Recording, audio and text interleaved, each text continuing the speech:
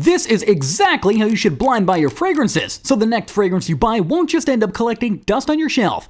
Because we've all been there. You're browsing for something new, and suddenly it's that fragrance again, the one every influencer keeps glazing. Some Margiela's Jazz Club, crazy familiar. I just really enjoy it as a smell. This is probably my favorite scent of all time that I have at the moment. It just smells absolutely beautiful. Then you go through every fragrance store near your area, and literally no store has it. So you just decide to trust the influencers. You go to Amazon, you click order, and this is horrible.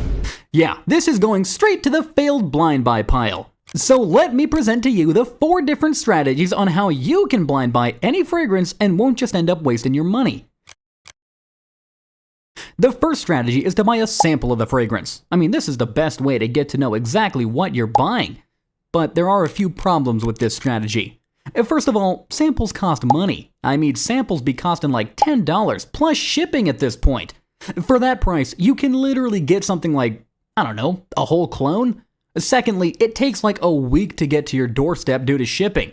I mean, if you're thinking about blind buying an extremely expensive fragrance, this is the strategy I would use. But if the fragrance is a bit on the cheaper end, I would consider the other strategies. Okay, now for the next strategy, we got Fragrantica reviews. I mean, this is pretty self-explanatory, but there are some things you should probably keep in mind. But first, you just go to Fragrantica's website, search up the fragrance you're thinking about getting, and just start reading the reviews that other people have written about it. Now, you know, the most important part about this method is that you have to read the reviews correctly. Everyone's nose is different. A random person on Fragrantica might love a scent, but you, on the other hand, might hate it. So don't just read one review and call it a day. Like, bro, someone might have written a review that says, "It's the best fragrance ever! It's my signature scent!"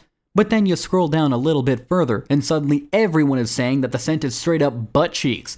I mean, look, I don't know if these people are trolling or something, but if they aren't, then they gotta see a nose doctor or something. I don't know.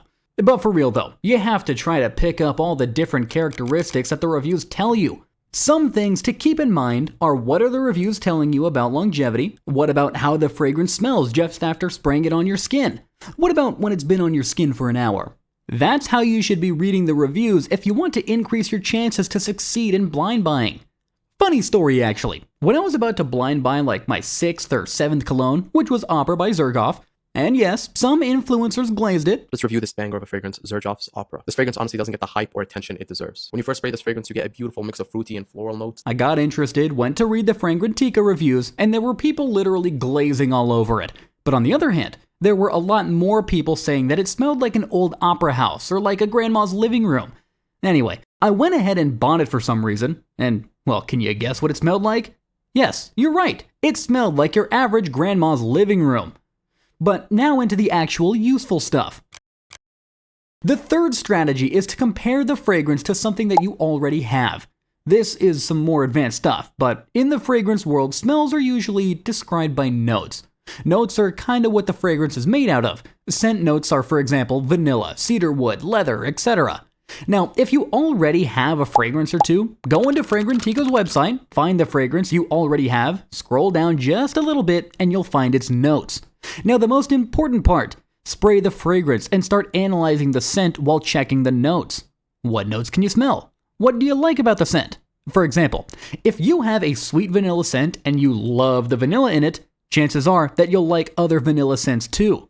Now, this strategy doesn't really work if you only have a loud and sweet scent and are looking to buy a fresh scent, but this is a great strategy if you're looking for a similar fragrance to something that you already have. Now, the fourth and personal favorite option is to just buy the clone of the fragrance that you're gonna buy. For example, before I bought my most expensive fragrance yet, Louis Vuitton Imagination, I actually got the clone version of it first. I used it for a couple of months, saw if I actually liked wearing the scent, and when I was sure, I just went ahead and paid a ridiculous amount of money for the real deal. But I haven't regretted it. So maybe it was worth it? Oh, and also, if you're planning to just buy a flat-out clone in the first place, a strategy I've used is to smell the original one in a fragrance store, since, I mean, they very rarely have the clone to it. Then, when I find something I like, I just go and look for the clone to it on the clone spreadsheet. Okay, that's all. Go ahead, watch this video next. Go ahead, just click it.